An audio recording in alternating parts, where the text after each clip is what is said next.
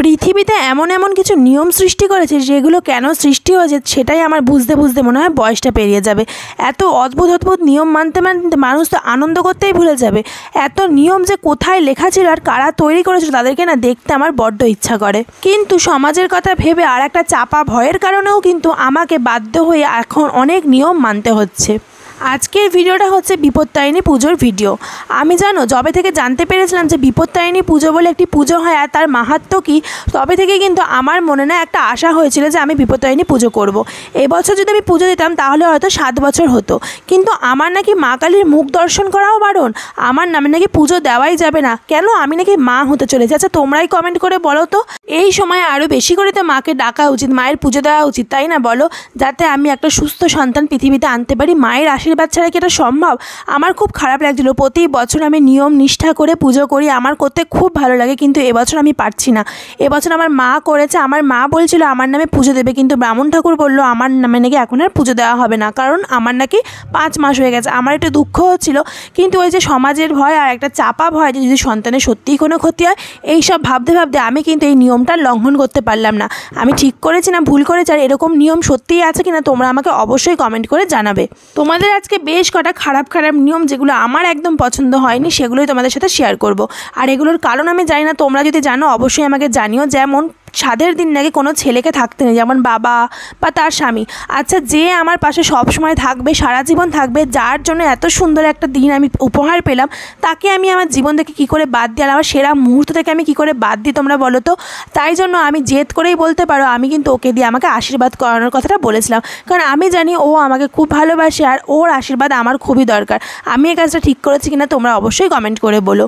আমার শ্বশুরবাড়িতে কিন্তু আরও একটা নিয়ম আছে। এই যে সুন্দর শাড়িটা দেখে আমি সেজেছি, এই শাড়িটা নাকি আমাকে গঙ্গার জলে ভাসিয়ে দিতে হবে আমার সন্তান হয়ে যাওয়ার পর। তার কারণ হচ্ছে এটা নাকি রাখা যায় না, এটা নাকি আমার শ্বশুরবাড়ির নিয়ম। কিন্তু এই নিয়মটা আমি মানতে রাজি, কারণ একটা শাড়ির জন্য আমি সেরকম কিছু ভাববো না, কিন্তু ছেলেরা থাকতে পারবে না। এই নিয়মগুলো কীরকম বলো তো?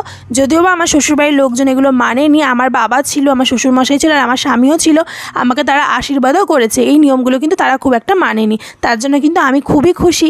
আর সত্যি এই নিয়মগুলো মানা না মানাটাই উচিত, কারণ তারা ছাড়া কি করে সম্পূর্ণ হয় সবটা। আর এখানে দেখো এই বাছুর এসেছিলো, ওকে একটা দিয়েছিলাম আমি গোটা আলু, কিন্তু ও না ওটা খেতে পাচ্ছিল না, ওর কষ্ট হচ্ছিল। আমি বুঝতে পারলাম, প্রথমে বুঝতে পারিনি, ভেবেছি ও হয়তো খেয়ে নেবে, যেহেতু ও একটু ছোট, ওটা খেতে না ওর একটু কষ্ট হয়ে গেছে। তারপরে ওকে চিচিঙ্গা এনে দিলাম, ও না আর খেলো না, তাই তখনই বুঝতে পারলাম যে ওর না ওটা খেতে গিলতে আর কি কষ্ট হয়ে গেছে। আগে জানলে আমি ওকে 2 টুকরো করে দিতাম। আর এখানে দেখো আমি একটুখানি চিনি আর নুনের জল গুলিয়ে রাখছি, ঠান্ডা জলে মিশিয়ে দেবো, কারণ তোমাদের দাদাভাই এখন ডিউটি গেছে আর ওর না খুব কষ্ট হয় গরমে। আর তোমরা অনেকে জিজ্ঞাসা করেছিলে ওর ডিউটি কীরকম চলছে। হ্যাঁ তোমাদেরকে বলে রাখি, ওদের সপ্তাহে 3 দিন করে ডিউটি চলছে। যেমন আগে 7 দিন বা 6 দিন করে ডিউটি হতো, সেরকম ডিউটি হয় না, অর্থাৎ মাসে ওই 12 দিন কি 13 দিন এরকম ডিউটি হচ্ছে, এইভাবেই চলছে। আর দেখো আজকে একদম হালকা পাতলা রান্না করেছি। ইদানিং না আমার প্রচণ্ড গ্যাসের সমস্যা হচ্ছে, তোমাদেরকে কি বলবো, আমার নাভি থেকে তলপেট ধরে প্রচণ্ড ব্যথা করে, যার জন্য আমি ডাক্তারের কাছে যাব ঠিক করেছি। প্রায় 3-4 দিন হলো আমি রাতে না এপাশ ওপাশ করে ঘুমাতে অবধি পারি না। এটা কেন হয় আমি জানি না, অনেকের থেকে জেনেছি যারা রিসেন্ট মা হয়েছে তারা কিন্তু আমাকে বলেছে তাদের নাকি এরকম সমস্যা হয় না, কিন্তু আমার নাভি থেকে তলপেট ধরে প্রচণ্ড ব্যথা করে। এই ব্যথাটার কারণ আমি বুঝতে পারছি না, আর এখনও আমার খুব ব্যথা করছে। কাজকর্ম করার পর আমার শরীরটা না একদম ছেড়ে দিচ্ছে, একদম ভালো লাগছে না। আর শ্বশুরবাড়িতে যতই সবাই প্রিয়জন হোক না কেন, বরের থেকে প্রিয় তো আর কেউ হয় না, তাই ওর জন্য অপেক্ষা করছি যে ও কখন আসবে। হয়তো এসে ও কিছুই করবে না, কিন্তু ওকে দেখলে হয়তো আমার একটু ভালো লাগবে, এটাই আর কি। এই দেখো চলে এসে, আর ও ভীষণ ক্লান্ত, তাই ঠান্ডা জলে আর কি নুন চিনি মিশিয়ে রেখেছিলাম। অনেক সময় মিচড়িও ভিজিয়ে রাখি, এসব করি। তাই ওকে বলছিলাম দেখো তোমাকে আমি কত মিস করছিলাম, চলো একটুখানি একসঙ্গে দেখাই দুজনকে। তারপরে আর কি ও জলটা খেয়ে স্নান করতে যাবে। আর তোমরা কি জানো কেন তলপেট থেকে এত ব্যথা করছে? আমি বুঝতে পারছি না, এটা গ্যাসের ব্যথা না অন্য কিছু। আমার বেবি মুভমেন্টটাও একটু হালকা কম কম লাগছে, 2 দিন ধরে একটু টেনশনে আছি।